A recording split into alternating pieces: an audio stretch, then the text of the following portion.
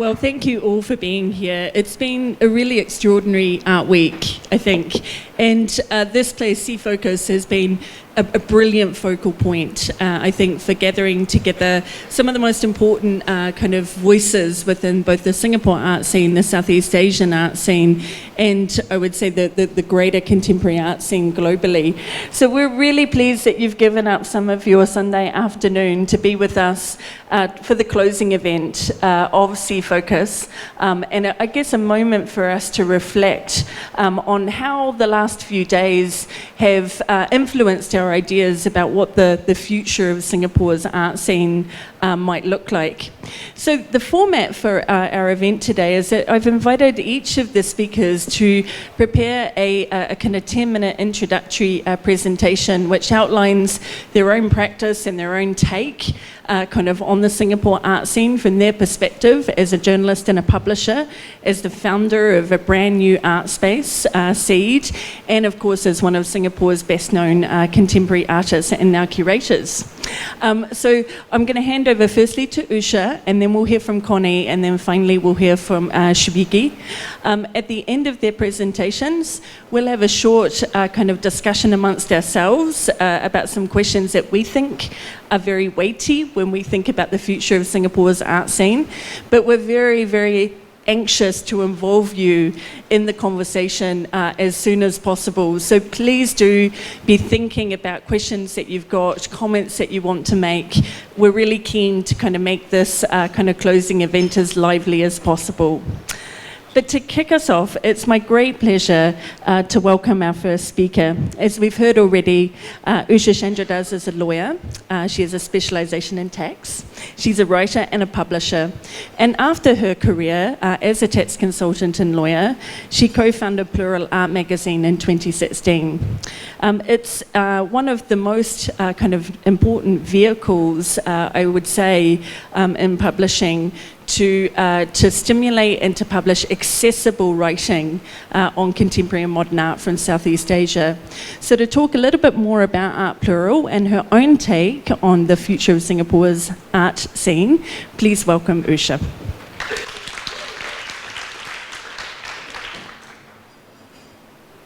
Thank you very much, Honor, for that wonderful introduction. Could I just ask how many of you here have heard of Plural Art Mag? Thank you. Okay, so for some of you here, and thank you those of you who follow and read us, thank you for coming out. Really appreciate your support. For those of you who don't know about us, before we move into discussions about the future of the art scene, what I thought might be useful is to just give you a bit of background into what we do and how we came about to set up this platform. Okay? And I'll be brief, just about 10 minutes, and then hopefully you'll have lots of questions coming out after that. Okay. So Plural Art Mag, we are an independent online art magazine with a Southeast Asian modern and contemporary visual art focus. And we're based in Singapore. My co-founder and I, Pauline, who's in the audience here today as well, we're both based in Singapore. We started around 2016 as a student blog. All right, and today we operate fully as a publisher and a platform for the coverage of arts, events, and personalities. So this is our website. Please check us out if you have not already.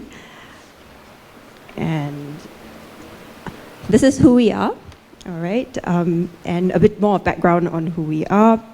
We have a very lean team. So Pauline and I work on the magazine full-time together with one editor. And we have a large pool of freelance writers that are based all over the region because we have a Southeast Asian focus.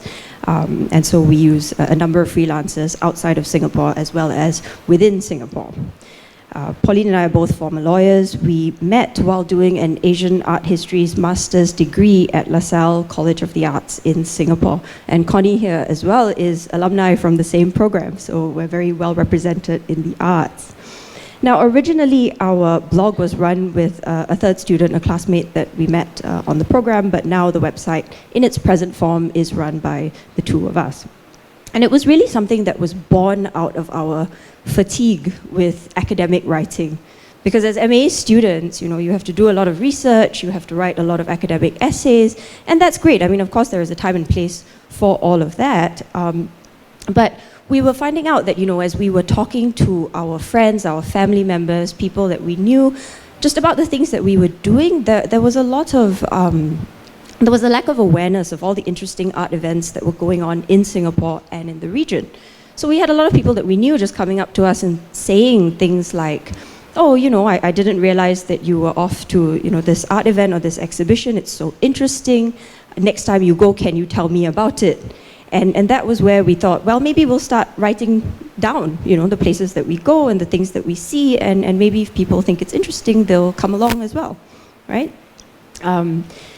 So that was really, you know, the genesis of the magazine. And one thing that also led to the formation of Plural was our realization, having come out of the master's program, that Southeast Asian modern and contemporary visual art is sometimes inaccessible because of language barriers. So there's a lot of art historical writing in our neighboring countries, but perhaps not everyone can understand it all the time or have access to it. So what we wanted to do was provide a bridge to the things that were happening in our neighboring countries, which, you know, I think are quite fun and that people should know about. All right? So that's really how Plural got started. And once we completed our master's degrees, I left my job as a partner in one of the law firms in Singapore, and Pauline and I got down to the business of building our art magazine. Okay, so what are we about? This really very quickly summarizes the main things that Plural is about. So we're about Southeast Asian, modern and contemporary visual art. We are trained art historians, so we do try to include art historical perspectives in our writing and art criticism. But the most important thing that we try to do is to express our ideas simply and accessibly. And we try to do this by creating fun content. So that's a big part of what we try to do. We try to make art fun for people to read, whether you are familiar with the art scene or whether you are a newcomer or whether you are a complete lay person, right? Art is about engaging with life and being human, and for people to understand it, you really need to give the audience different entry points into the content that you want to present. Okay. Okay, so just a quick word on magazine format. So those of you who know the magazine will know all the different columns that we have. We have an opinion section where we run features about interesting topics of the day. We have a resident critic who is the president of the Association of Art Critics Singapore chapter, who provides agony art advice. So we get people writing in with questions like, how do I understand an art exhibition? Or, you know, help, my kid wants to be an artist, what do I do? And so he provides quite tongue-in-cheek advice, which is actually born out of many years of experience working in the arts regionally and in Singapore. We have an art abridged section where we present very short articles. We have an ABCs of art, you know, like A is for abstract expressionism, B is for batik. And then we provide just bite-sized information on art concepts that people might want to know about, but perhaps don't have the time or the patience, you know, to read long essays about. Okay. We have a pictures section where we focus on very specific works of art. So we look at just individual works of art, you know, work of art that we like, and we tell our readers about it. And we hope that this will eventually be a gateway into reading about full exhibition reviews, you know. But if you don't have the appetite for that, maybe you'll just read about one piece of art. That's our pictures section. Conversations deals with interviews. Exhibition reviews, that's quite self-explanatory. My favorite section of the website is our lifestyle section, which talks about art-related fashion, food, and travel. And of course, we do this because we think art feeds into all of these elements, which are very much part and parcel of the fun things that people do in life. And finally, we have social media presence on Facebook and Instagram, which is a great channel for us to actually communicate with our readership and obtain feedback on the things that we do. Okay, so just some statistics if you're interested. We have more than 10,000 Facebook followers, about just over 4,000 on Instagram. We can talk about social media, I think, you know, till the cows come home, whether it's a good thing, whether it's a bad thing. But for us, we found it's a very useful channel to engage with our readers. And this is where a lot of feedback that we obtain is harvested. And this is where we talk to the people who read us. We have about 71.2% of our users on mobile. Most of our readership is female, And 30% of our readership is between the age of 25 and 34. But if you look at the little graph there, you'll see that we actually do have quite a good spread of readers over different age groups. Okay, so in addition to writing, Pauline and I also take part in academic conferences. We do this because we still want to keep up with our research interests. And I think as art historians, it's very important for us to be plugged into what the academics are doing. We also teach, we run workshops and F&B events. I mean, when I was doing these slides, my first thought was, why have I put F&B events under teaching? But I do think, what we try to do is weave in bits of art information into the events that we run. And I don't want to take up too much time speaking about that, so I'll leave that detail if anybody's interested in how we do our F&B events. But we also do tours and partnerships with galleries that are conducting exhibitions. And why do we do all of these things? It's because digital publishing is not an easy landscape. We have to be sustainable. We're only successful if we are alive. And so these are the things that we do to earn us some amount of revenue in addition to running the website. Okay, so these are just some images of the things that we have done. If you have any questions about them, you want to know more, I'd be very, very happy to take them as the panel progresses. Okay, and that takes me to the end of my introduction. That's how you can find us. Thank you very much. Thank you, Usha. That was a really nice way, I think, of us getting kind of in the mindset of thinking about the different perspectives that we're going to be speaking from as we head into the discussion later on the future of Singapore's art scene. It's now my great pleasure to introduce Connie Wong. Connie is a business specialist, a finance specialist originally from Hong Kong, and she's the founder of the newly formed non-profit Seed the Art Space project, which aims to support artists in a variety of different ways in terms of stimulating new collaborations between artists, arts managers and collectors. Initially in the form of an art space and potentially a residency studio, but also looking at other forms of support which might come online kind of over the next few years. Connie is going to be introducing Seed for us, kind of exploring a little bit of the background behind why it formed, and then we'll be looping back into why these new initiatives kind of might signal some ideas about how the future of Singapore's art scene might evolve. So Connie, please take the mic and please give Connie a very, very warm welcome. Thank you, everyone. Thanks, Usha, talk about how to say the MA course. Because our group of people probably we don't want to write, and so end up we set up art space instead. Okay. Okay. So let me start. So we are a non-profit art platform.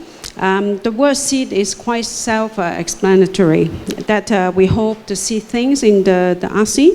The name actually inspired by the seed itself. It would grow into a big tree, and then we hope we can do that over time. We formed the entity as a non-profit and aim, as Honor just mentioned, to support the artists and art communities. We hope to enable the collaboration to turn real and then house ideas from different aspects. So let me maybe just quickly introduce our members. We have 4 of us. We're founding Seed. 3 of us are now sitting at the director and the board. We could have set up only 1 person, but we have the 3 of us. So you can see that maybe we vision to the next stage that we probably get into the like charity status, but that will take a bit time. So in the picture here, you can see that the first colleagues is Lou Sampson, which I think a lot of you may know her quite well, and she's quite experienced collector for the Southeast Asia. And the second one is Ivy Lam. She worked in the government institution. Previously, it was with the NAAC. Now is with the National Heritage Board. And then we also have Tina, which she doesn't want to show her picture, so I'll just put the name here. Tina is our collaborator. She is an educator in the art, media, and design teaching in one of the polytechnic in Singapore. And myself, who is the least qualified among the team in the art scene. I came from the financial industry, but until 4 years ago, I quit from the corporate life, and then so end up here.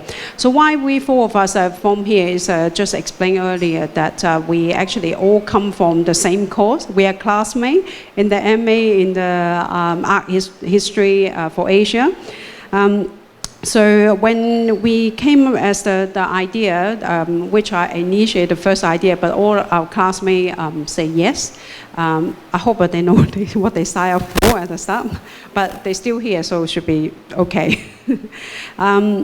So a year after the graduation, and we formed the initiative. Actually, we just formed it in the November time, so it's very new. We are only like saying less than 2 months old. People do question why we have this initiative. The question quite often straight away say how you sustain it, how we differentiate ourselves from the so many art initiatives, how it could succeed. I can just simply say driving our initiative to start is a part of our passion, and then but that we execute it is in the professional manner. So may not be the best in the management for the start, is most of the startup like, but however, even with limited resources, and then we make it effective and efficient, and then to fulfill our project. So we also spoke to some of the artists and then collectors, practitioners, and they all appreciate the initiative. So I guess we're probably doing something right.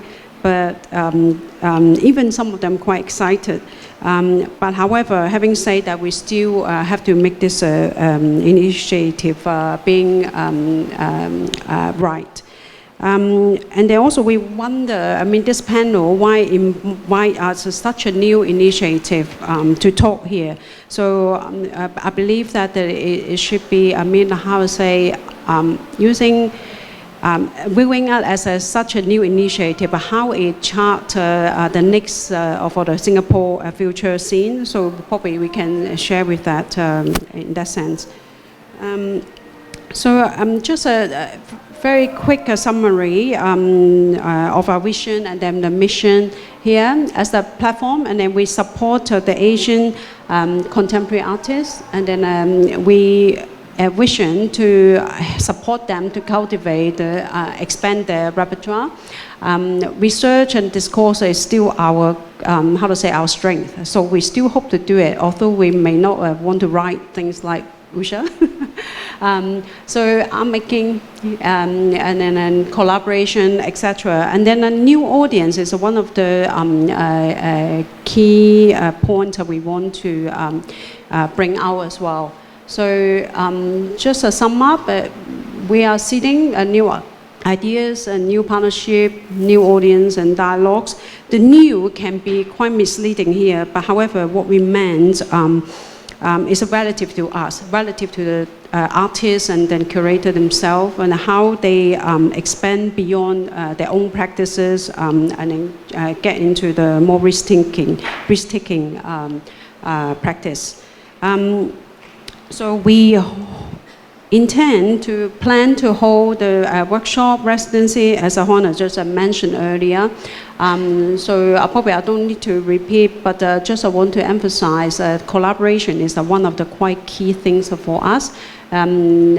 Just because our background, four of us are from very different network, and we believe that we can, contribute in that sense. Educational workshop, art research will be additional value added from us. Maybe just quickly share with you our first initiative. This is the exhibition currently is still in our space, which are closing very soon. we are at the pre-launch stage, but we use this exhibition as a start trial. The show is called 100 Miniatures Painting by Ernest Chen. So Ernest actually pushing his boundary, also using a very small wooden block as a canvas to paint all the painting. We are talking about 100 of them. So it's a record of the journey of his travel from different places all around the world. So we quite well received in this show. We have about 200 audience. We're quite pleased. We have a very experienced staff from like audience, collectors, but to the very young or even some of the new audience. Actually, we are very encouraged. One of the new audience even bought one of the artwork as well. So it's really, really encouraging.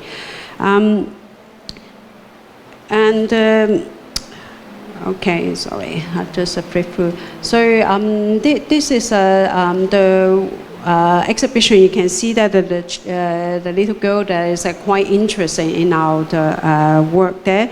So we really hope that to see more and expand our audience. So we run also a workshop towards the end of the show. Actually, we have about 9 young people, mainly the teenager, with a seed team, and then the Ernest basically leading the young to do the miniatures painting, and then record some of the memory they have, and also inspire them to work on create the memory box for them. So these the work even with less than 2 months, these are what we have done. So I have a question: does seed really matter to the art scene? So I can see the pie is getting bigger, and then I'll see it just small of them, but jumping into it, well, I see it as like a small contributor to a growing pie. We may not, how to say, really seeing that we do a lot of big thing. We start with a very small. We're doing our own thing, and then with our own capability, no matter it stay long or not, we have contributed at this point of time. We hope that our connection, our network can support us to fulfill what we are visioning. And then you can imagine like a young artist walk in our art space, and then we can provide, how to say, spectrum of mentorship or support that we would like to see. Although you can say that we are no difference to other art gallery or art space, but we only see that this is our, how to say, small contribution to the wider art scene, no matter how we go, and at this point of time, we make our contribution. Yeah, thank you. Thank you, Connie. So we've heard so far from two graduates of LaSalle's Art Histories program, and what's common, I think, in the presentations that we've heard from both Usha and Connie is the desire to try and stimulate dialogue and critical evaluation of Singapore and Southeast Asian art. We know that this has been a big ambition and an objective within the C-Focus platform as well, and this may kind of hint some directions for how the future of the art scene here in Singapore kind of might shape up. I'm very pleased that we have an art practitioner to give our kind of final introductory presentation of today's session. Shubhigi Rao is a renowned artist based in Singapore, been based here for 20 years, whose work addresses many different topics from archaeology to kind of multi-layered histories, neuroscience, kind of books, literature, and many points in between. She's not only a kind of an art practitioner, but has also taken on the mantle of the artistic director and lead curator of the forthcoming 2020 Kochi Biennial, which is based in Kerala and is still India's premier and largest contemporary art event. So I'm very pleased that Shubhigi has agreed to talk about her own practice and to kind of set the tone for what we will discuss in our panel discussion after. So please welcome Shubhigi Rao. Thank you. Thank you. Thank you, Honor, for that, and thank you all for being here. Can't believe I was invited for this, but anyway. Part of the reason is because I'm not always comfortable with being an authority on anything. I'm certainly not doing any sort of predictive analysis concerning the future of Singapore's art scene. So I was really relieved when I was told that we would start off by discussing our projects and the work we do. I have to say that after both your presentations, I'm slightly shamefaced because the reason I'm an artist is because I work with books. I write too much. That's my problem. And interestingly, that was also my job. I used to be a dissertation supervisor for almost 11 years. So I'm the villain in this little tableau. I'll just speak really briefly about my current 10-year project, which is not Kochi, thank goodness, but the work I do as an artist. The reason I call myself an artist is that I can be a generalist. I can work with anything. And a lot of the things that I find wrong with the world and a lot of the anger that I feel, which is frustrating, and I think a lot of us experience that. You feel helpless and ineffective and ineffectual. I think being an artist, you have more power than you realize. I often think I should have been a politician instead, would probably affect more change. But since I'm only an artist, one of the things I do is I've decided to spend 10 years of my life recording every instance as far as possible. Of course, it's not possible, but every instance of book and library destruction, censorship, and kind of repression of free speech, free expression, things like that. And I'm doing it by writing 5 books on the subject. I think I'll just skip ahead to this. Oh, by the way, I can show this work now because it's been unbanned in Singapore. So yes, this is actually a bootleg copy, and this was published by, that's the publisher's list. 200 artists, writers, politicians, and people like that got together and put their names under a fake imprint called Artikel 19 Verlag, which is German for Article 19, and represents the right to free speech in the UN Charter for Human Rights. So this is some of the things that you find. It just looks like a standard paperback, but actually it's a bootleg copy. And this is what I mean. There's actually a really large community of us, and we don't always get to talk to each other, but we do care very deeply about the state of the world in which we live. This is a state of society within which we live. And as an artist, I can deal with all of this. As a writer, I can write about all of this, secure in the knowledge that no one's going to read my books, and so I can say exactly what I want. And anyway, so these are just images from various burnt books from libraries because I had to show visuals. And I'm talking about community. One of the translators the thing I'm also doing apart from writing a 5-volume set, because one book is not enough for the subject, I'm also making a series of films. And while I was filming in Sarajevo, this friend of mine who's helping me translate said, oh, so this is what you're really doing, you're interested in, this is your subject. So he opens his briefcase and takes out this letter, this creased letter. It's an original. It was written by Ray Bradbury, the science fiction writer who I really love, science fiction geek. And he's written this letter. It was supposed to be turned into a plaque put outside the library once they rebuilt it. That was 26 years ago. This letter's been carried around since then. And I'll just skip ahead because we don't have very much time, but this is an example of some of the people I interview and work with. The woman before is actually a protester who's trying to get the right to have a reading room, to have free access to books. This is one of the people who helped save books from a burning library. These are my books because I have to plug it sometime. So yeah, this is the first volume, and you can see a little. No, you actually really can't.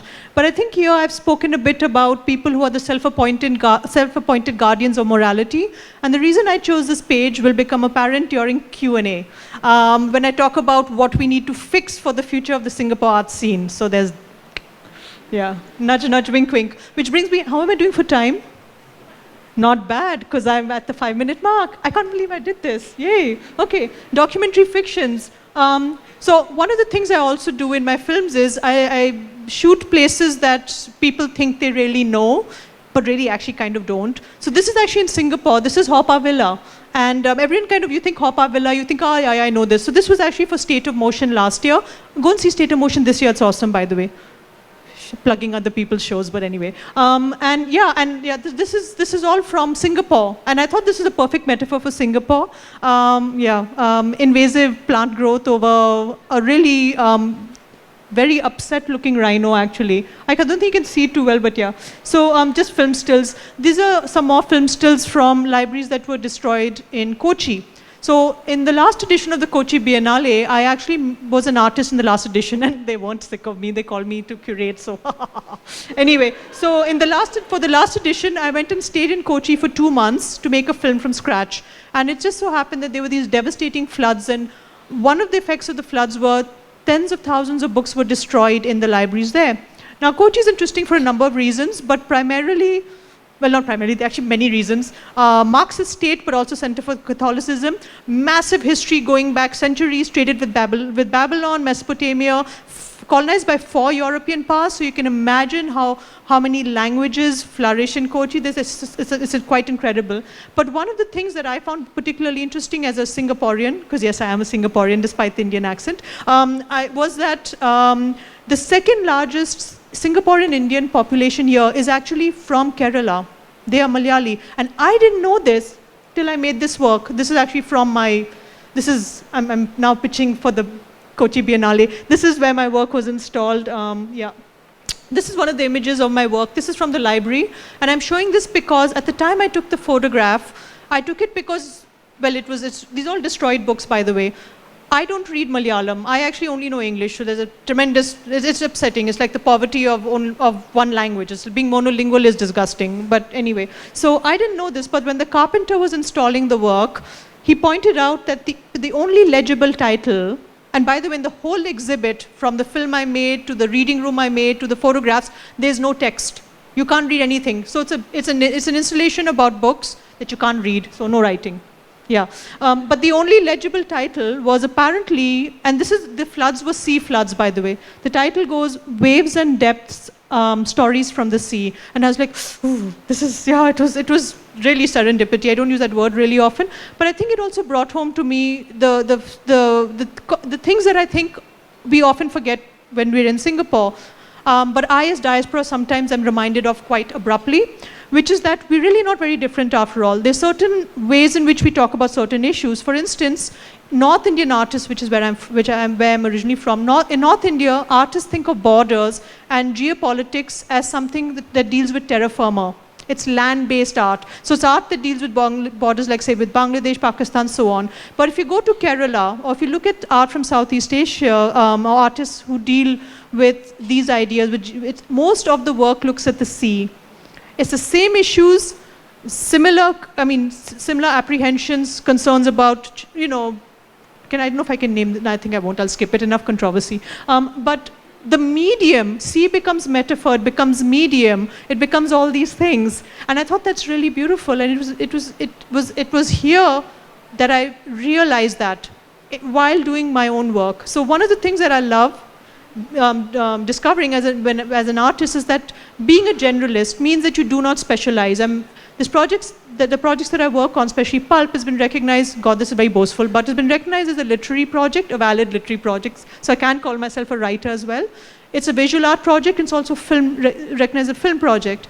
But in the previous works I've done have also been recognized as legitimate scientific endeavor. And the reason for this is because being an artist gives you the opportunity to find your way into other people's disciplines. You can infiltrate, you can learn, you can collaborate. And that's going to be one of the things I'll talk about probably later during Q&A. Thank you. Thank you, Shubiko. Thank you for that presentation, and also for setting us up, I think, very nicely for the discussion. So I've got a few questions that I'm going to seed, to use Connie's term, kind of with the panel. I'm sure that you've got many, and we want to make sure that we we leave time for you. So that we don't kind of miss the opportunity to kind of pick up on this, I want to start actually by asking Shubiko, and also Connie and Usha's perspective, what do we need to fix in the Singapore art scene for the future? So get your pen and paper out here, and I hope we have some policymakers here to kind of take note. Here's the fix-it list. The first thing is we need to stop this ridiculous practice of censorship by letter writer. Just because one parent, and I'm a parent so I can say this, okay? Just because you have kids doesn't mean you have the right to write a letter saying, oh, this work is offensive and what if my kids saw it? So, sorry, it bothers me a lot. So anyway, that's one. And this also segues into the next thing, which is people who claim to speak on behalf of any large group of people. Who appointed you spokesperson? What's the silent majority? And if they were silent, when did they decide that you can, make a decision about what are society's ethical positions on things? I mean, I think we don't have enough discourse. This goes without saying. But that's why I also love Plural Art Mag, because there are conversations that are happening that Plural took up that I'm really, by the way, very, very, I love what you guys do. The other thing, of course, is, and this is something I think that we're now beginning to see, especially in independent art spaces like Softwall Studs and Coda Culture, addressing some of the systematic inequities that exist in society. But this is something that I don't want to talk too much about because I think they do it really well, and I'm not doing it, so I'm not an authority. But I can, however, say that we do need to address systematic inequity within the art world structure. There's a lot of invisible labor that doesn't get recognized, and there's a lot of disparity in the way, and it's not only about money, but it's even the way recognition, credit, support, and so on work, all these mechanisms of support. So that's why, Connie, I really hope that SEED does something to change this, because that's how we have longevity, not by supporting the same old, same old. So yeah, I could go on, but I won't. Great, thank you very much for that. Connie, what can we fix, and how can SEED help? That is a really big word, fix. Well, I mean, I don't think SEED can do a lot, but that we can do our part. To be honest, as a financial, if I wear my financial hat to look at this stuff, I would say no. I mean, like the money terms in the, how to say, art scene is such a not easy and challenging perspective. But however, we act. We just do, how to say, you just participate and then take your action to support the helping to grow the organically for the whole art scene, which you can see in the Western world. You can easily see a lot of independent art space, even at the back of the garage, and made different things and really flourishing. But here, Singapore, similar to my hometown in Hong Kong, very expensive in the rent and then the other stuff like that, it deterred a lot of our stuff. But I think we have to work together to help in that sense, because the government can't do everything. If we want to make a healthy ecosystem, at the end, we all have to play the part. Well said. Usha, your thoughts on what we can fix? I don't know how appropriate it is to be saying this at an art fair, but I think in Singapore we need to move away from this preoccupation that art is something that needs to be monetized, that is here to support our economy. You know, if you read Renaissance City plans, if you read the official narratives that have come out, a lot of our art scene, is there because we want to make the place interesting for people coming here as part of foreign direct investment. We want to make this an exciting place because this is what top-tier financial capitals of the world have. And I think an art scene is so much more than that. It's about community, and it's about making the place that you live in interesting for everybody, not just, for people who can afford to buy expensive pieces of art. And I think for me personally, and Pauline as well, with Plural, something that we personally were able to witness was last year when ArtStage was cancelled very, very suddenly, right? And it was dreadful. It was awful for the galleries that were involved who had committed funds to this project. But what came out of it, I think, in my view, was something much better because people banded together. Lots of people came up and offered spaces in their homes. So what Plural had done was we had set up a Facebook page called the ArtStage SOS page, and it was a page for people who were stranded, for galleries that didn't have places to show their art. It was a place for them to put out calls, for help and to see if anyone would be willing to support their projects. And we had countless messages, just really even from people saying things like, I don't have an art space, but I have an apartment that has a few spare rooms. And if people would come to my apartment, I will hang the art on my walls, and you can come and I want to show my support. We had people writing in to say things like, I don't have anything to offer. I'm not an artist, but I just really love the show of support that's being shown by everybody to artists who are in need.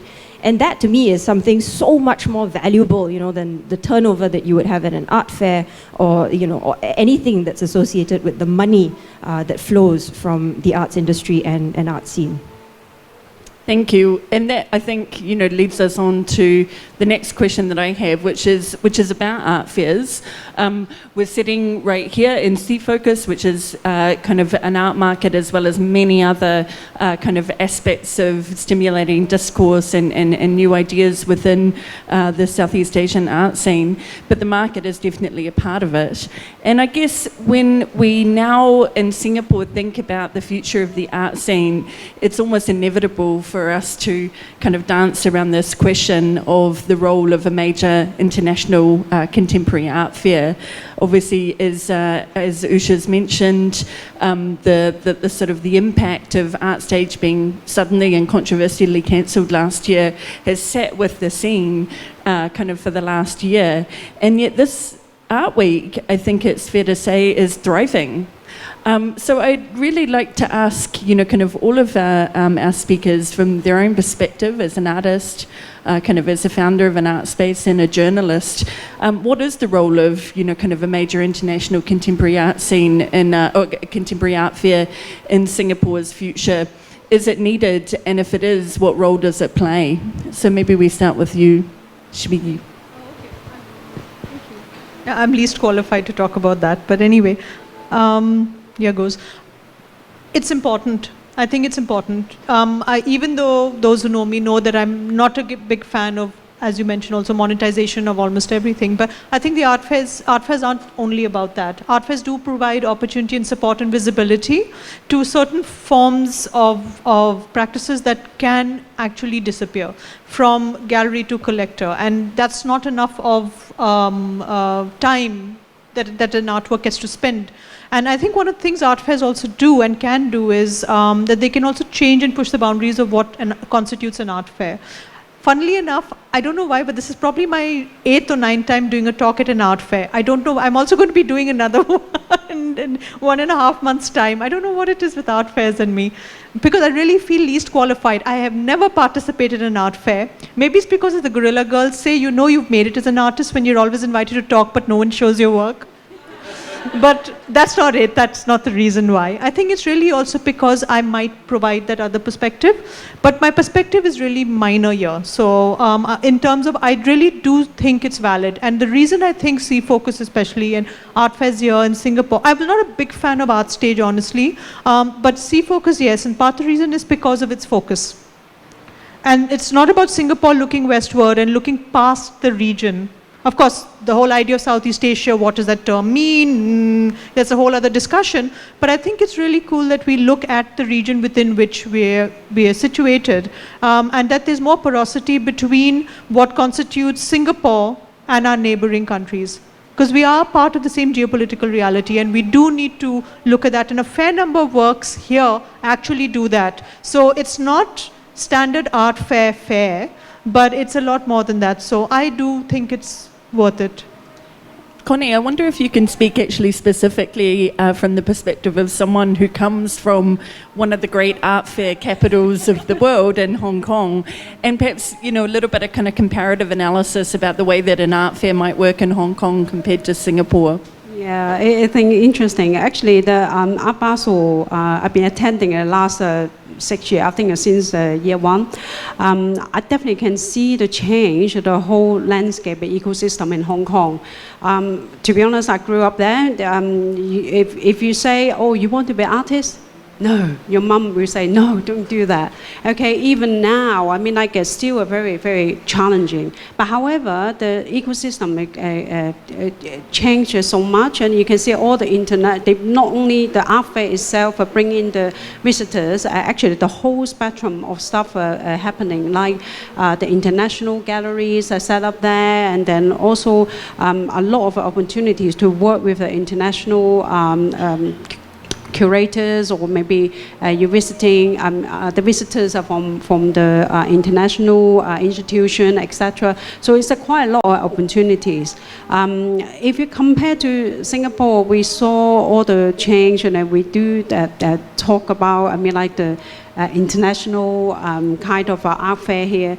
To be honest, run an international art fair, it's a lot of resources. Whether it's a really, how to say, justify, I mean, for you, I mean, like at the city, I mean, to pursue that, is the only way you get out.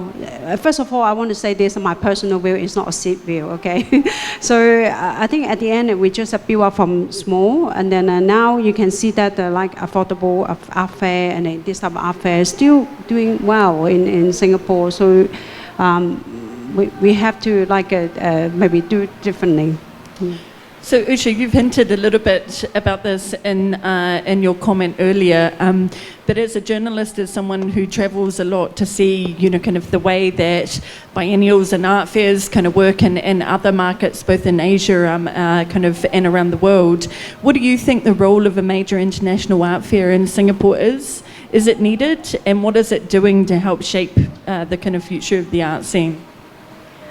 I mean, you know, I made my comment earlier about how I think in Singapore we need to stop thinking about money so much. But of course, as you mentioned, Honor, I mean, fairs are very much part of the ecosystem. Money is very much part of the ecosystem. It's needed so that artists can continue to produce what they make. And I think the benefit of having a big art fair in Singapore, a big prestigious international art fair, is that it provides entry points, right? I talked a lot about entry points in what we do in Plural, and an art fair is often a good way for people who have not, you know, been experienced collectors or who have not had a chance to really immerse themselves in the art world to get a good bird's eye view of what's out there.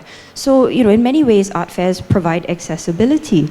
In Singapore, personally, what I would like to see with art fair events, more dialogues like this, I'd love to see smaller artists, you know, artists that are kind of off the big art fair circuits being represented in some way. Shubigi mentioned Coda Culture. I mean, they had a great opening last night. I don't know if anyone was there. That was really fun. It was interesting art. It's another group of artists over at the art space at Hellutrans that just did nothing but performance art over the last few days, and that was awesome. I mean, it was great. It was very unscripted, and it's just a bunch of artists coming together, doing things that they thought were interesting, and the audience was really responding to that. So I'd love to see more events like that in a setting which is well-funded, which is accessible to people. In terms of what we've seen overseas, in terms of our travels, I'll bring up Indonesia as a point of comparison. So Art Jakarta was recently launched just last year. And that was meant to be their kind of answer to Art Stage. And it was a great fair. I mean, events in Indonesia are wonderful. And if I can summarize, the main thing I think that makes it work is this wonderful community spirit. Those of you who attended the Indonesia talk would have heard Tom Tandio and his panelists talk about Gotong Royong, which means, you know, kind of togetherness and coming together, working together. And that, I think, is something that underpinned the whole commercial event. So even though it was very much a commercial event with buying and selling, you could sense that the artists were really supporting each other, the collectors were coming together to have big parties, open up their homes, show their works. You know, they sometimes do things like unboxing events, you know, like what you see on YouTube. They'll open up artworks for the first time and show it to you and, you know, be like, oh, I can't remember what this looks like either, you know, but come, let's look at it together. And they'll get, you know, food catered, lots of drinks, and it's a great party, and you get the sense that the city wants you as a foreigner to come and just really experience everything there is to experience about the art scene. So I think those are things that we can perhaps work on a little bit better, and what I hope for Singapore. Yeah. An unboxing event from the perspective of a museum with no conservators, registrars or handlers there does sound a little bit like a worst nightmare. So I've got one final question to ask the panel before opening it up to you, and it actually is about museums and galleries. I think one of the things that marks kind of Singapore's present art scene out is perhaps being a little bit distinct and different from some of our colleague cities around Southeast Asia, is a very, very strong museum infrastructure and a very strong museum ecosystem, from the large kind of publicly funded museums such as National Gallery to smaller privately run institutions like Art Science Museum, the museum I direct. There's a kind of a network, I think, of kind of art-focused museums in Singapore that are providing pathways, opportunities for both artists but also audiences to engage with contemporary art in a way that I think is quite unique here. So I wonder if I can ask the panel to just briefly comment on how you feel the role of museums and larger kind of institutions, art gallery institutions, might help direct and shape the future of the art scene in Singapore. And let's go back the other way and start with you, Usha, this time. No problem. I think we get quite a good bird's eye view of what the museums are doing because everybody's quite sophisticated these days in terms of press releases. I mean, we're very happy and honored that we're included on these lists because we are quite a small new publication.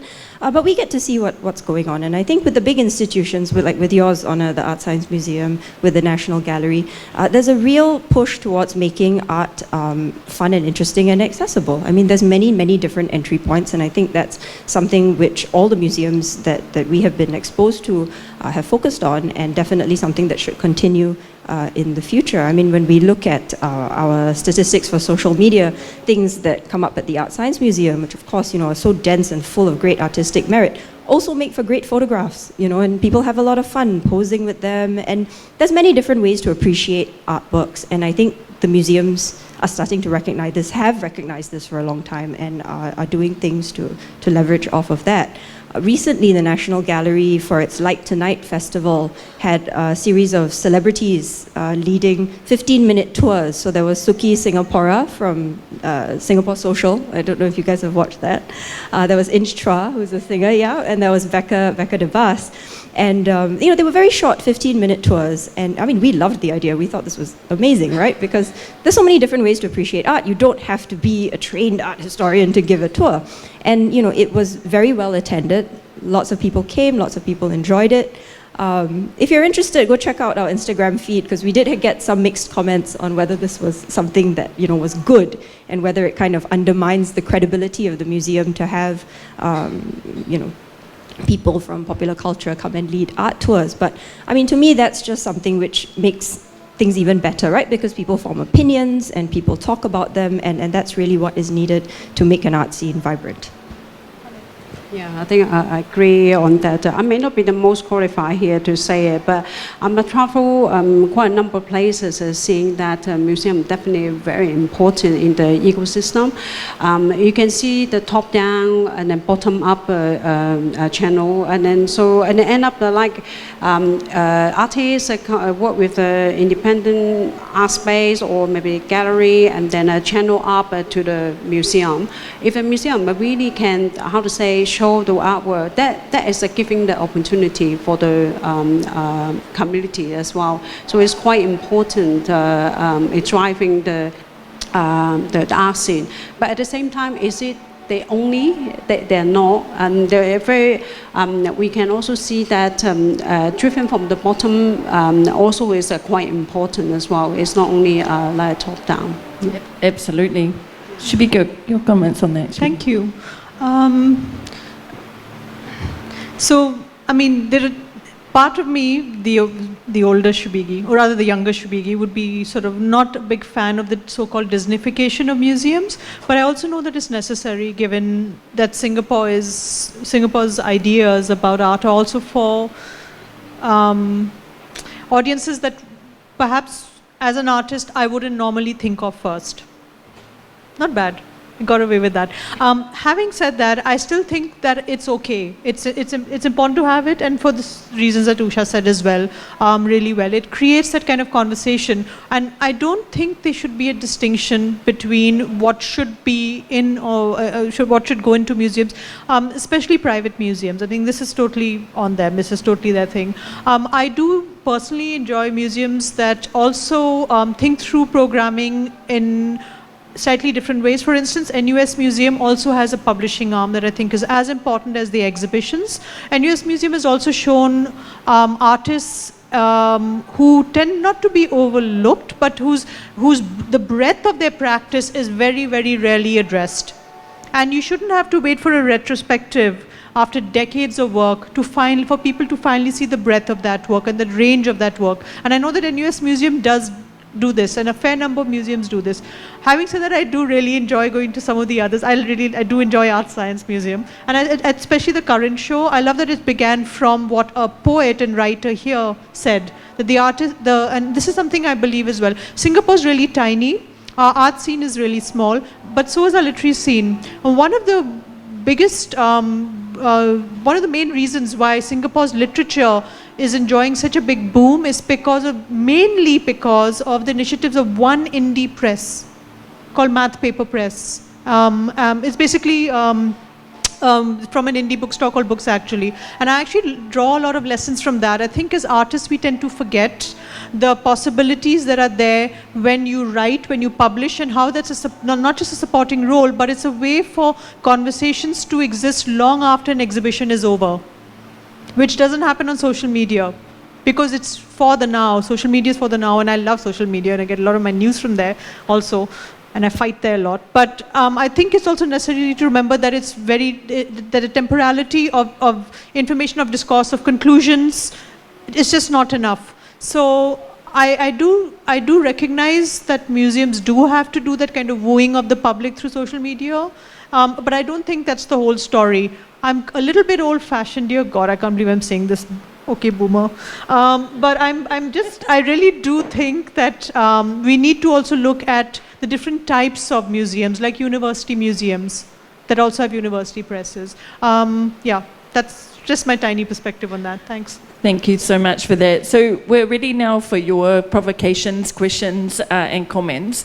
There's some threads, I think, that are coming through both the presentations and the discussions, which give some indications about where the future might be going. There's a very, very strong undercurrent of support for the idea that more grassroots, artist-run, kind of smaller spaces kind of may emerge to, I guess, kind of open up the plurality of discussions around contemporary art, a slight kind of wariness around the role of the commercial and money in the art scene, and a very, very strong advocacy for kind of spaces that advocate for freedom of speech kind of amongst artists. We'd love to ask your comments about the future of the art scene and questions for our speakers. So do we have our first question? I can see one hand up the back from Susan.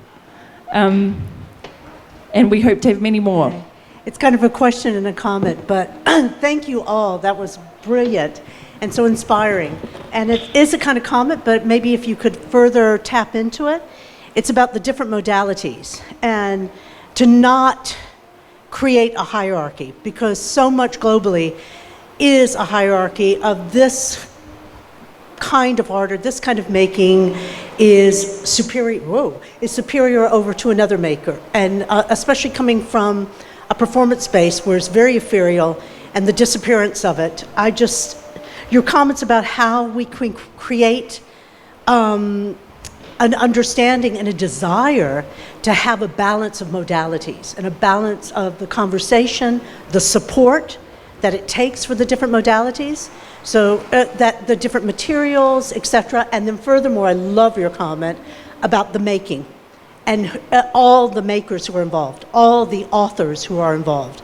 Because a lot of times what it does is starts to fall into suit of the one voice, and it can go into past history of being the white male modernist author, and enough. We cannot afford to do that anymore in the landscape, and just how we can promote this, be that in an art fair or be that museums, galleries, etc. Shibiki, I wonder if you can take this on, because I think it relates to what you were sharing a little bit earlier with us around your art education as a generalist, and that different kind of modality that you would address a topic from the perspective of design, film, performance, and writing. Thank you. So when I came here almost 20 years ago, the first thing I did was enroll in LaSalle. That time it was at the old campus, and I was the oldest one in class, but that didn't matter. The thing about the old LaSalle was, and I know this is going to sound like it's nostalgia, it's really, really not. Because I taught in the new LaSalle as well, and I saw both sides. Now the old LaSalle, there were no keypad accessible rooms. Everything was open. If you were fed up of being in your studio painting, you could go and hang out with the dancers. You could go, and like I used to hang out with basically everyone in every other discipline. We had the only bronze foundry in Singapore, by the way. We had a glass workshop, ceramics workshop. All of this is gone now. Huh? We don't have this anymore in the new LaSalle because it's a shopping mall. Sorry, I thought that I can say it. I'm not dissing the programming, but I'm just talking about the ethos. They were communal spaces. When the new LaSalle was built, the building was designated a national icon. But there was no communal space for students to hang out. There was nothing that was the equivalent of a canteen. So what this means is that the idea, and by every room you needed your student ID to access, which means if you were you needed to be a media artist to access that room. I remember being a master's student in the new LaSalle campus, wanting to make a film, being unable to get film equipment because it was only for film students. So there would be this kind of, it's a lot better now, but this separation happened because of the idea that if you specialized in something, you stuck to it. Whereas when I was a student originally, it didn't matter what you specialized in. I graduated with a painting degree. I never painted, not once. I didn't need to. No one expected it of me. There were no desired learning outcomes. No one ever used terms like this. The admin staff was like 6 people. And faculty was larger than admin staff. So the reason I'm saying this is because this is one of the things we do need to think about. We have micromanaged everything to death to the point where it's absolutely exhausting being faculty. There's very little conversation between faculties and students that's not mediated by administrative outcomes, decided outcomes. And that's really frustrating. I taught for 11 years, so I can really say this. I stopped a few years ago because I needed to concentrate on my own work. I miss it like hell. And I taught one of the modules that, as I can see former students here, by the way, art theory. I taught something that nobody liked, but I loved it because when I was a student, there was a buffet of art theory and art history models, and you could sit in for anything you liked. So you became a generalist. From the time that I was there, almost all of us were generalists. And I think this is really important to remember when we discuss, to go back to what Susan said. One of the ways in which we can survive changing trends. One of the ways we can survive so-called market upheaval, one of the ways we can survive all these things is by being naturally flexible and adaptable without realizing you're even doing those things. And the reason is because you do not define yourself in strict specialist terms. And I think that's something that I'm a great believer in. I love it when people can be, and I don't mean multidisciplinary only, I mean they can actually adapt their working methods, their collaborative methods. Even writing is not a solitary activity. We very rarely do things on our own. And one of the things that I think is important and is really hopeful here in Singapore, over the 20 years I've been here, is how much more collaborative action, thinking, and programming happens. So I think, I don't know if that answers your comment, but I think, yeah. So yeah, I think the fact that that a lot of the programming, especially as I mentioned before in some of the independent art spaces and otherwise, involves collaborations between not just amongst artists, but between artists, writers, poets, scientists. This is fantastic. This is really this is something that I think will really help sustain and practices, and also the way artists think about themselves situated in their realities. So, more questions, comments, provocations? We've got one up the front here. Can we have a mic, please? Thank you. And maybe you could just say who you are, just so we know. Hi. Okay. Oh, I'm Leanne. Actually, we have a small art collective that we just launched this week with Wendy and Jill, who are also here. We're a little off the grid because we didn't get into the pamphlets in time this year. But my question is, for all of you, including you, Honor, if you might, if you were asked to describe the Singapore art scene to the average person in let's say, New York or Beijing or London, not an artist, not a curator, not a gallerist, but like an average person who maybe goes to a museum once or twice a year and maybe gets dragged by a friend to a gallery opening, who's heard of Singapore and it's this exciting, successful city. What's the art scene like? What would you say? Awesome question. So that in one sentence, please. We'll go through like lightning round. Usha, one sentence. It may seem sterile, but if you know where to look, there are lots of interesting, exciting things happening. And if you still don't know where to look, check us out on Plural. We will give you lots of information. Full stop. Yeah, I don't talk to people like that because if they ask me, I just say, I don't know, I'm a housewife. It's true.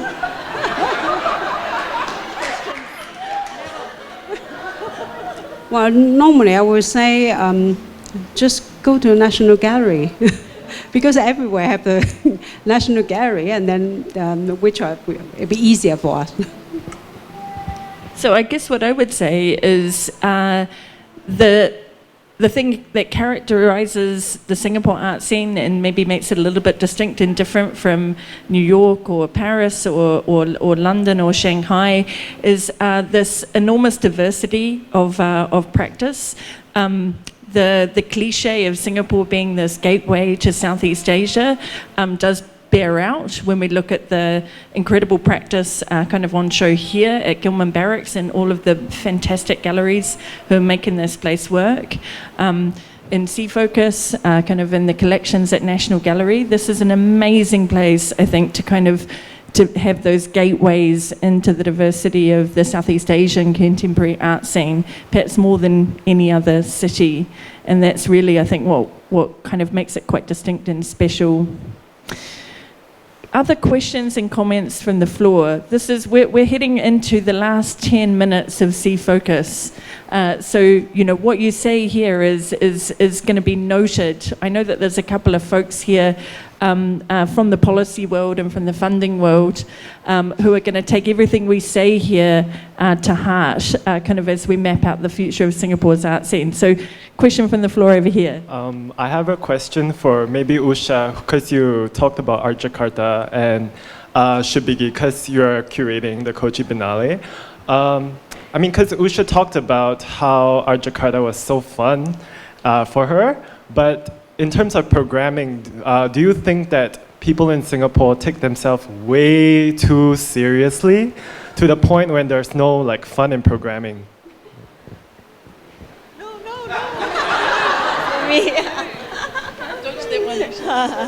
No, thank you, Jensen. Jensen has written for us a couple of times as well, so you know we know each other, and no, that's a really good point, and I think you know you're right. I think there are a lot of people in Singapore who take the art scene, the arts very, very seriously. And there's an element of fun which is sometimes missing from the experience. And that's something, as a publishing platform, we try to change, right? One thing I will say, actually, since you've brought up this question, it's made me think about the writers that we engage, and we use a lot of freelancers. I think one of the points that was written up in the pamphlet describing this session was about the software, right? The software in Singapore and how that doesn't keep up with the hardware and the infrastructure. So we have, a ringside seat to art writers, right? People who support the ecosystem through writing and criticism. And, it's a great community that we have. We see lots and lots of people from different walks of life. Hardly anybody is a full-time writer. Everyone has a side gig or some other kind of job. But what they are driven by is this great interest, to express themselves about a show that they've seen or a piece of art.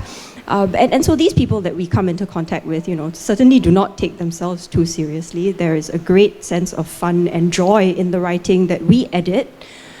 So yes and no. I think, yes, there are definitely people who are a little bit serious about it, but, in our personal perspective, what we see, that's certainly not always the case. If someone who doesn't work as a writer is motivated to start writing about an exhibition that they've seen and then send it to us for publication and write about it in a fun and engaging way, which is what we require from our writers, I mean, that to me is a very good sign and really not a sign that, people are too stiff about things. The thing about Jakarta is that and maybe this is something for the collectors who are here to take note of. You know, the collectors really just throw open their homes and they have parties. So that's what makes it fun, because it's not about art, it's about just hanging out and having a party, right? So maybe that's the thing that maybe we don't see enough of in Singapore, which I would like to see more of. So more parties. More parties. Conviviality is the future. Any other comments on this question, or should we take another question from the floor? Okay, we've got one over here. Sorry, I want to ride on Jensen's point and Art Jakarta and your point as well. So I'm Indonesian, and I've been living here for about 6 years. And while I agree that there's a lot of joy and fun in Jakarta, I also see that it's very much privately dominated. I mean, it's not really good and bad, because I've spent like years of my youth complaining about both countries. And no, really, I mean, like Indonesia is so privately dominated, and I just feel like, you know, we need more government intervention. And I look here and there's like too much intervention, and we need more private powers to step up, you know. So I think that is what I want to say, that it's beyond the joy and fun, but also structurally the market and like who you see is famous in Jakarta is who people buy, and not exactly represents the entire country, because like, for example, it's very Bandung dominated right now because of certain galleries and certain powers, for example. So I think I have a question for Shubigi, because you mentioned coda culture as well as softball studs and structure inequality and inequity, and also how they really helped the art scene in Singapore. So maybe you could explain more about that. About the projects by softball studs and coda. Well, their programming really.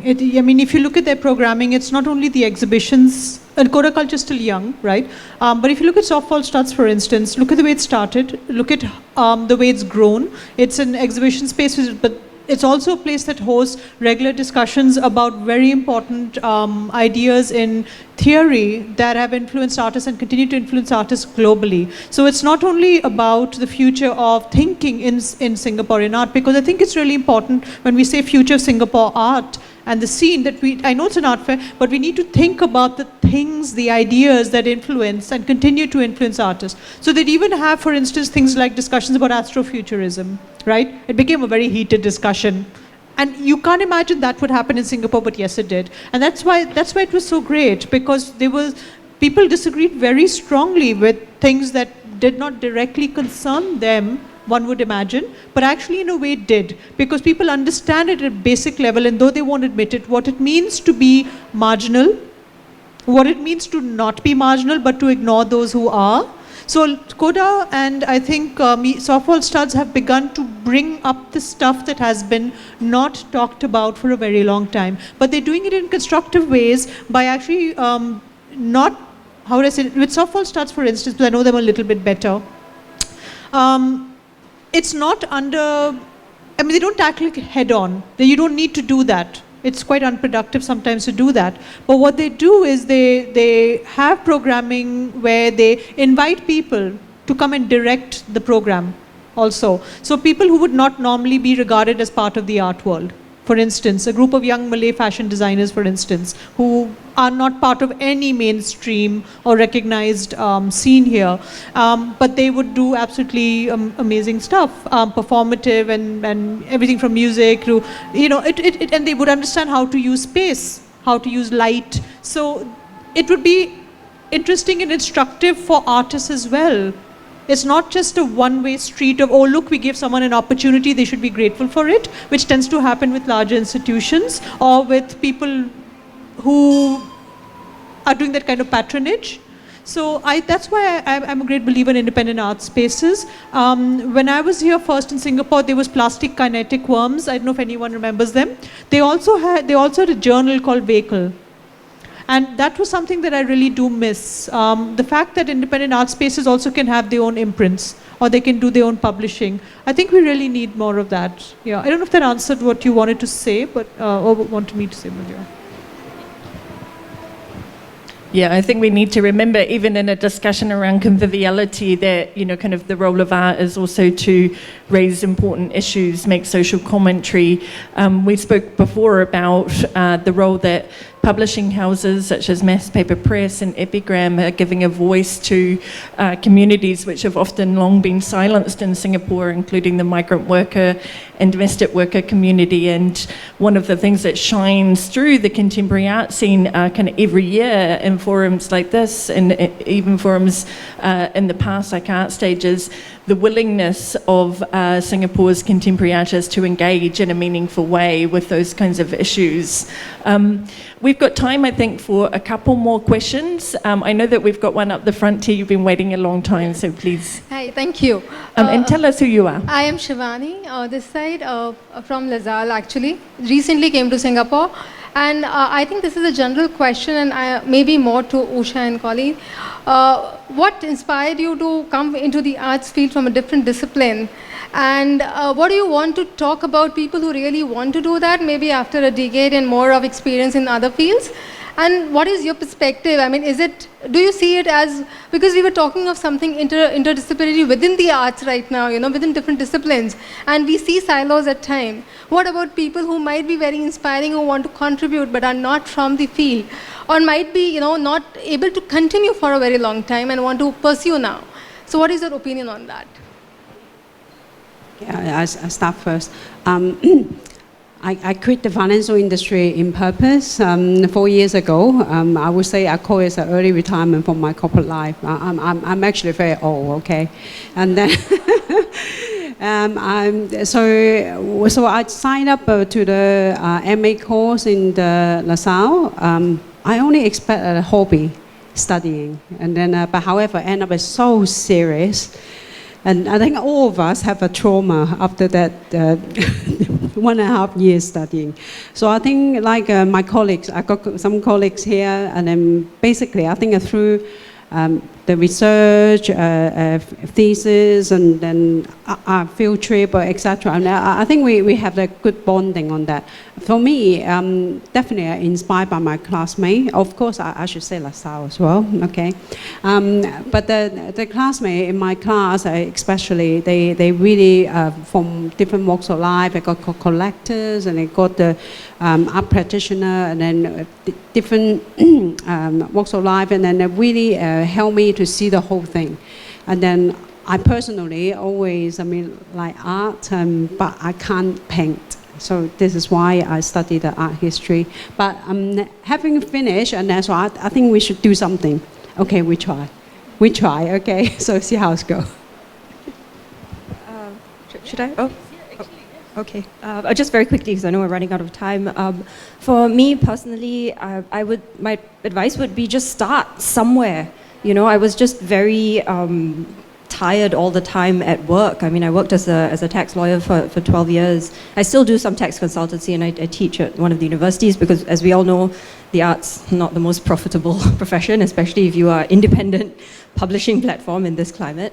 But what I found was useful were the continuing adult education classes at LaSalle. They were just night classes, and I would just go. I did a whole bunch of different ones, and then it got to the point at my job where I just thought, I do this for fun, I really enjoy it, so maybe I should just do the MA program and do a degree in it. And then one thing just led to another, and so here we are. But to Shubigi's point as well, I think the important thing that we need to recognize in Singapore is that everybody can be many different things. You don't just have to be doctor, lawyer, accountant, whatever. You can be many different things at once. And this also feeds into the idea of developing good software in Singapore.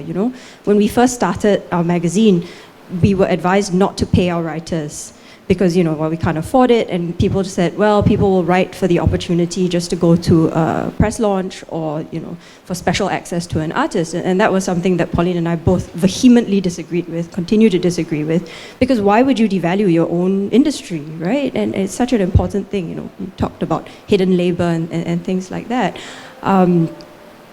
So yes, it's part of changing attitudes, and I think if you are that way inclined, you really would like to try to do something different, then just do it, start somewhere, and one thing will lead to another, and you never know where the road will take you. That's a lovely comment.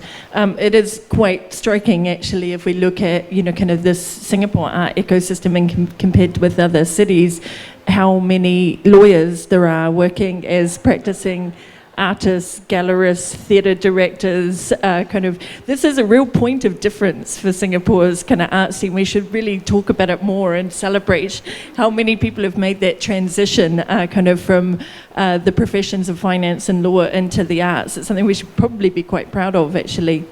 We're coming to the end of this session. Before I take one final question, I think we've got one here. I wanted to ask if our C-Focus founders and guiding lights, Emmy and Audrey, would like to ask anything or make any comments about the future of the art scene, seeing as they're both with us and have heard many undercurrents over the last few days. So, Emmy or Audrey, would you like to say anything to the panel? Or to us? Have we answered the questions that you wanted us to answer? Have we left off a major point of discussion? We've got one mic over here and one mic there, so we can give them both mics. Well, we don't have enough time for this, but I was hoping it'd be a little bit more juicy. No, just kidding. No, you guys were great. Thank you very much. I really appreciate, Shubigi, all your truthful insights, which is really great. And it's really nice to see sort of younger initiatives with Usha and Connie and of course Shubigi and Honor. You've been in the scene a long time, so actually these different voices are very helpful. So thank you. What juiciness do you want us to end on? No, I mean, I was hoping that maybe you'd be able to talk about what the future looks like for you or what you'd like to achieve that would change the art scene for the better. And that's what I'd be interested to learn from you. So we talked about what we needed to fix before, which I think touched on this.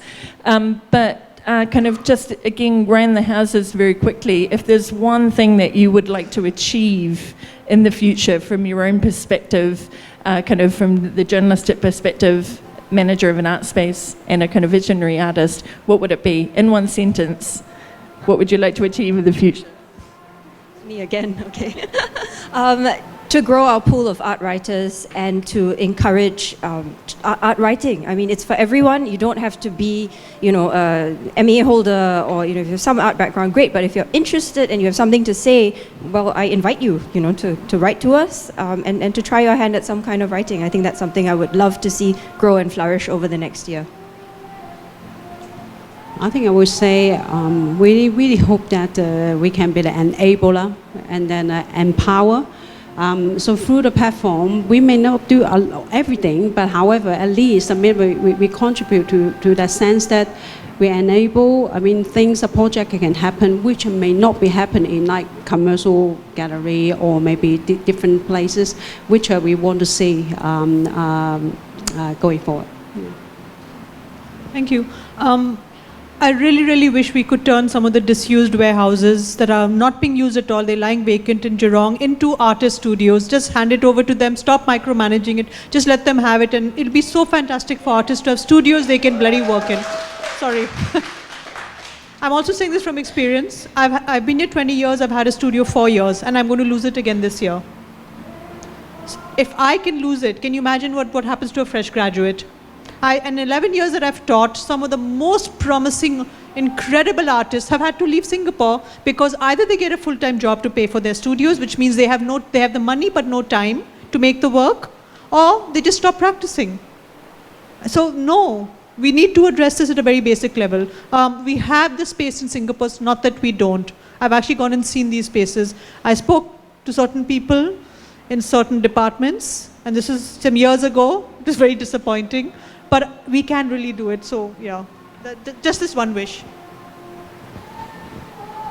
On that point, actually, at the Impact Art Awards last night, I was speaking with one of the finalists who told that exact story, as a very, well-known artist, really seriously having to think about whether or not there is a future in Singapore without access to affordable studios. So I would echo that if there's one thing that we can advocate for, it's actually working and making spaces for practitioners what we've heard very clearly is that one of the kind of strong wishes kind of is more platforms or perhaps greater support for platforms that are providing discourse and a kind of framing conversation kind of around contemporary art in both Singapore and Southeast Asia. But this is obviously predicated on the art actually being made, and studios really do seem to be pretty fundamental to that. We've come to the end of our time. Emmy, do you want the last word? You've got the mic. So I do have the mic. Sorry, Eng Tiong just left. I wish Shubigi had said that earlier while he was in the room, but we're recording, right? Yes. I mean, for me personally, I think it's not about future of Singapore art scene. I want everybody to think about what is the future of art scene, because the art world is not segregated geographically anymore. It is really also part of this whole international art scene. Yes, the points that the panelists kind of just the wish points, yes, we would love to address that, and we all have to work together. So, but we need to also open the horizon. But with that note, I don't want to bore you. Thank you so much. This ends C-Focus, guys. And thank you, everyone. Did you notice that this panel is all female panelists? Woo!